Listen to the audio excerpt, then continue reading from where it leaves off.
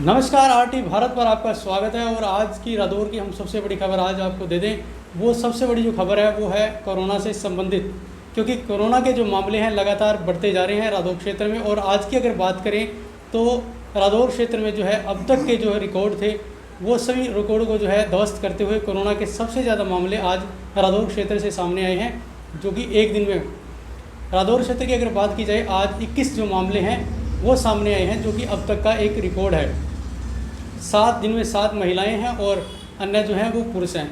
और 7 मामले जो हैं रादौर क्षेत्र से हैं। इसके अलावा अलग अलग गांवों से जो टोटल जो मामले हैं वो 21 मामले हैं।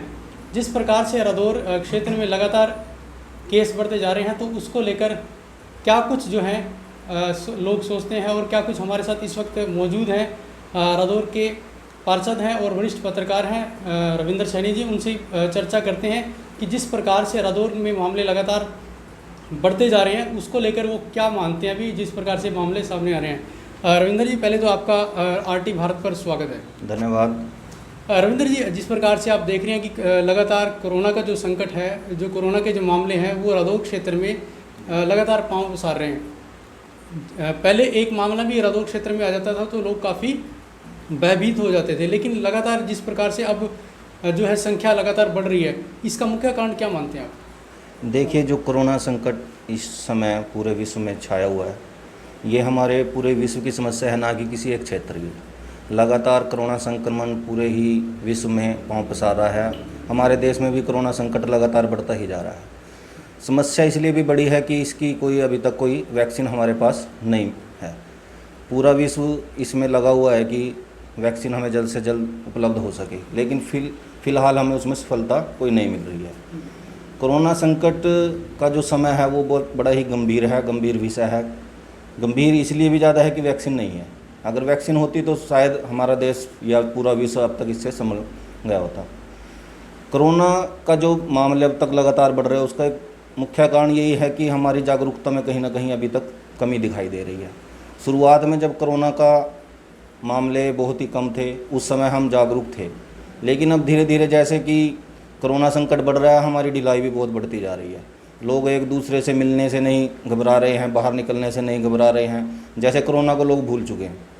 और इसलिए ही ये है कि जब मामले लगातार रादौर क्षेत्र में भी की बात लगाओ, हरियाणा प्रदेश की लगाओ या पूरे देश की लगाओ, तो लगातार बढ़ते जा, लोगों का संपर्क आपस में बढ़ रहा है, बाज़ार खुले हैं, उससे हमारे लिए परेशानी खड़ी हो रही है। इसका एक अगर ये जो कोरोना संकट इस समय पूरे विश्व पे आया हुआ है, हमारे देश पे आया हुआ है, सबसे अच्छी देशभक्ति दिखाने का माध्यम एक ये है कि अगर हम जागरूक इसमें हों अपने देश के लिए, इससे अच्छा कोई हमारे लिए माध्यम नहीं मिल सकता देशभक्ति दिखाने का। क्योंकि अगर ये संकट बढ़ जाता है तो हमारा इससे संभलना बहुत मुश्किल हो जाएगा। तो लोगों को जागरूक रहना बहुत ज़रूरी है।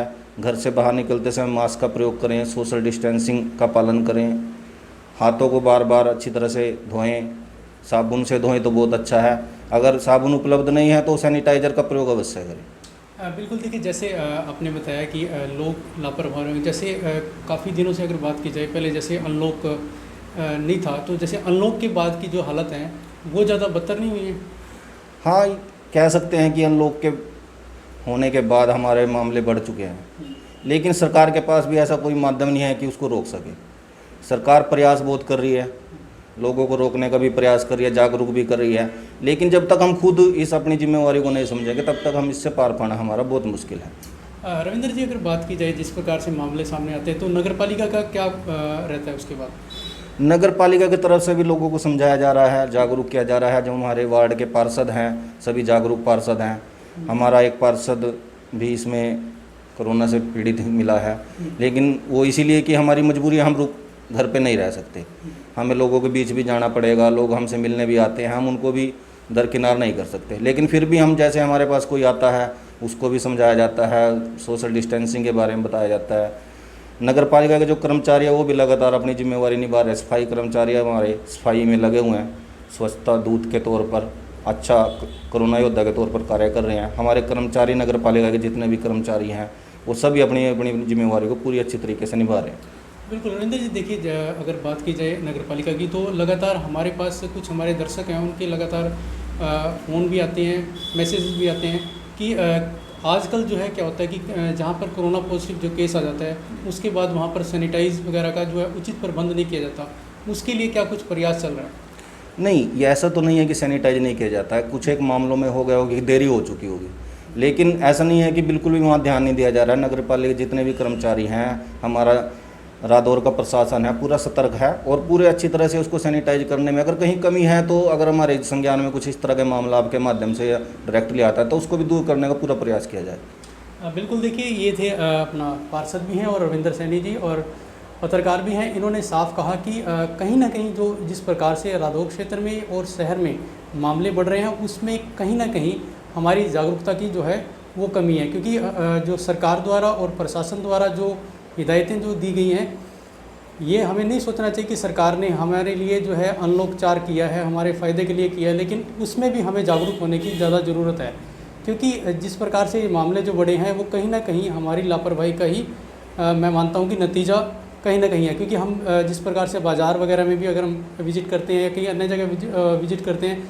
तो अक्सर ये देखने में आता है कि लोग ज़्यादातर जो ऐसे लोग हैं जो बिना मास्क के जो हैं वो बाज़ारों में या अन्य जगह पर जो है घूमते रहते हैं। हालांकि यमुनानगर का जो स्वास्थ्य विभाग है उनके द्वारा मास्क के इस्तेमाल के लिए और मास्क का जो है कितना फ़ायदा है इसके लिए एक शॉर्ट फिल्म भी जो है द मास्क के नाम से बनाई गई है। हालांकि अब देखना होगा कि जिस प्रकार से मामले बढ़ रहे हैं क्या उसके बाद भी लोग जागरूक होते हैं या नहीं। रादौर व आसपास की खबरों के लिए जुड़े रहे आरटी भारत के साथ। नमस्कार।